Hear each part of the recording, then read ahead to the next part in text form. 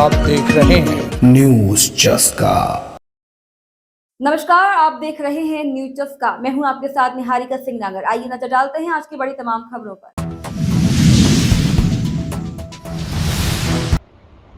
वहीं उन्होंने कांग्रेस पर तंज कसते हुए कहा कि इन झूठे लोगों से सावधान रहने की जरूरत है।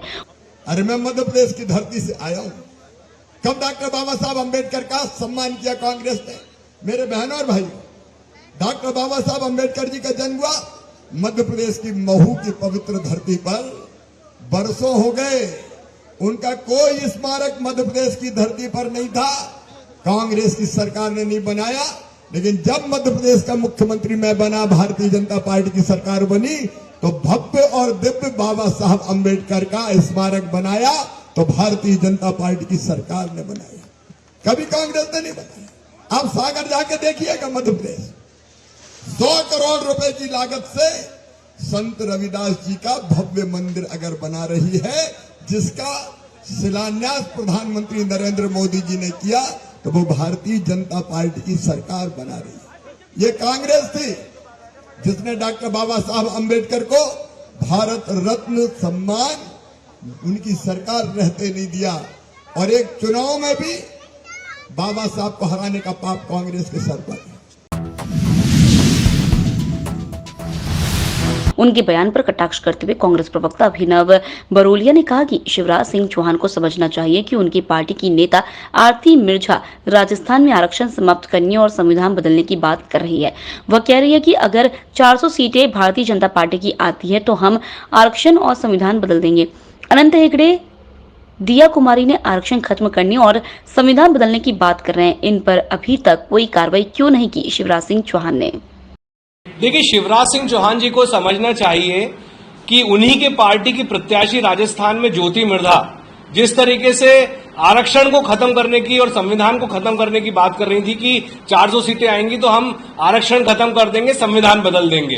अनंत हेगड़े इन्हीं के पार्टी की, शिवराज सिंह चौहान जी के पार्टी के नेता हैं। उसके बाद आप देखेंगे दिया कुमारी, राजस्थान की इनकी नेता, जिस तरीके से संविधान और आरक्षण को खत्म करने की बात करती है, तो इन पर अभी तक कार्रवाई क्यों नहीं करी शिवराज सिंह चौहान जी के नेताओं ने, प्रधानमंत्री मोदी जी ने? अभी उनने चुनाव भी लड़ा। अनंत हेगड़े अभी भी पार्टी में है, दिया कुमारी अभी भी पार्टी में है। शिवराज सिंह चौहान जी को सोचना चाहिए कि वो क्या बोल रहे हैं। उनकी पार्टी के नेता लगातार संविधान पर आक्रमण कर रहे हैं, आरक्षण पर आक्रमण कर रहे हैं, तो शिवराज सिंह चौहान जी उसके बचाव में या तो वो बोले कि इनको हटाया जाए, वो अपना इस्तीफा दें, लेकिन शिवराज सिंह चौहान जी सिर्फ और सिर्फ बयानबाजी कर रहे हैं, इससे ज्यादा कुछ नहीं। मध्य प्रदेश में मौसम की झलकियां बदलती नजर आ रही हैं और मध्य प्रदेश के कई जिलों में मौसम में बड़ा बदलाव देखने को मिला है। मध्य प्रदेश के कुछ जिलों में आइसोलेटेड बारिश और थंडरस्टॉर्म दर्ज किया गया है। वेस्ट एमपी में सबसे ज्यादा हुई बारिश महाकाल की नगरी उज्जैन में 9 मिलीमीटर और ईस्ट एमपी में 18 मिलीमीटर दर्ज हुई है। 7-8 जिलों में 2 से थंडरस्टॉर्म भी दर्ज किया। अब हीट वेव और वार्मनेट रिपोर्ट में ही टेम्परेचर आया है। सबसे ज्यादा दतिया में आया है, जहां 43.7% नापा गया है, तो वहीं ईस्ट एमपी में 41 दर्ज किया गया है। मध्य प्रदेश के मौसम का क्या मिजाज है? अभी बीते 24 घंटों में देखा गया तो कुछ जगहों पे आइसोलेटेड बारिश और थंडरस्टॉर्म हमने दर्ज किया है। वेस्ट एमपी में सबसे ज्यादा हुआ उज्जैन में 9 मिलीमीटर और ईस्ट एमपी में मंडला में हुआ 18 मिलीमीटर और 7-8 डिस्ट्रिक्ट्स में दोनों सब डिविजन से थंडरस्टॉर्म भी दर्ज किया है। गर्मी की क्या स्थिति है मध्य प्रदेश में?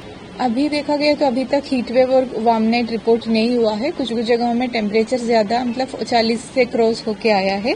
सबसे ज्यादा आया है दतिया में 43.7 आया और सिद्धि में भी 41, ईस्ट एमपी में सबसे ज्यादा 41 आया है।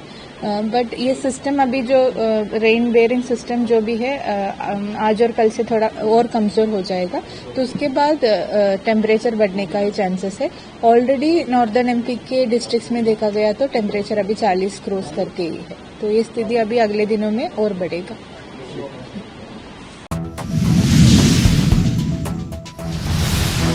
जांच में सामने आया कि निर्वाचन आयोग द्वारा राजगढ़ के इन यूनिट्स को कहीं और भेजा गया है। पड़ोसी लोकसभा गुना में ये यूनिट स्ट्रांग रूम में ही है। इस गंभीर मामले पर आपत्ति लेते हुए दिग्विजय सिंह जी ने माननीय सर्वोच्च न्यायालय का दरवाजा खटखटाया है कि उनका आरोप है कि जब माननीय न्यायालय के स्पष्ट आदेश है कि इन यूनिट्स को लोकसभा के स्ट्रांग रूम में ही अगले 45 दिनों तक संरक्षित रखना है, तब राजगढ़ के ही इन यूनिट्स को ही निर्वाचन आयोग ने कहीं और क्यों भेजा है। ये पूरी कार्रवाई किसके इशारे पर की जा रही है, इसकी जांच की जानी चाहिए और जिन अधिकारियों ने माननीय न्यायालय के आदेशों की अवहेलना की है, उन दोषी अधिकारियों पर सख्त कार्रवाई सुनिश्चित हो। वहीं भाजपा प्रवक्ता अजय यादव का कहना है कि कांग्रेस जो हारने लगती है तो हार का ठीकरा अधिकारियों पर थोपती है।